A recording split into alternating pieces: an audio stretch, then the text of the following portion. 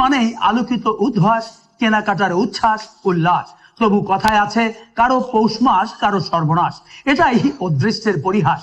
কেউ ভাসে সুখে, কারো হাসি নাই মুখে। দুই বন্ধুর আলাপনে সেই কথাই আসে মনে। দোস্ত, এবার ঈদে বেচা বিক্রি কেমন হচ্ছে? ভালো না রে দোস্ত, মন্দা বেচা বিক্রি নাই। কেন কেন? তোর বিশাল শোরুম, সব দেশি বিদেশি লেটেস্ট কাপড়, নাম করা ব্র্যান্ড। সমস্যা তো এইখানে, জিনিসপত্র আছে কিন্তু ক্রেতা নাই। কারণ আমার এই দোকানটা সাধারণ মধ্যবিত্ত মানুষের জন্য না। তার মানে এইগুলি সব মধ্যবিত্তের ক্রয় ক্ষমতার বাইরে? অবশ্যই, একটা লেহেঙ্গার দাম 2 থেকে 5 লাখ টাকা, 1 থেকে 1.5 লাখ টাকার নিচে কোনো শাড়িই নাই। পাঞ্জাবির দাম 50 থেকে 1 লাখ টাকা, একটা স্যুট কিনবি 2 লাখ টাকা।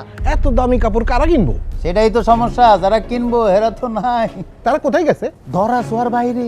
তার মানে আসলে যারা এসব কিনতো তারা তো টাকারে টাকা মনে করতো না বন্ধু, তারা ছিল অবৈধ ব্যবসায়ী, ঘুষখোর, রাজনীতিবিদ, দুর্নীতিবাজ। কিন্তু এই জাতীয় মানুষরা তো এখনো আছে, তারাও তো কিনতে পারে। দোস্ত, যারা সৎ মানুষ তারা এত দাম দিয়ে সব জিনিস কিনে না। আর যারা কিনতো তাদের তো এখন দেখা যায় না। আর যারা কিনতে পারে এরা ডর হয়ে কিনবো না, যদি ধরা খায়। সেজন্য এই বছর আমার দোকানটা অচল বলতে পারো দোস্ত।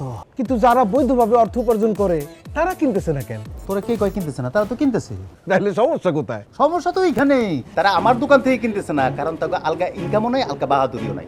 সাধারণ মানুষ যেসব দোকান থেকে কিনে তারাও ওইখান থেকে কিনে। ঠিকই বলছিস দোস্ত, সবাই তো অসৎ না, সৎ মানুষও আছে।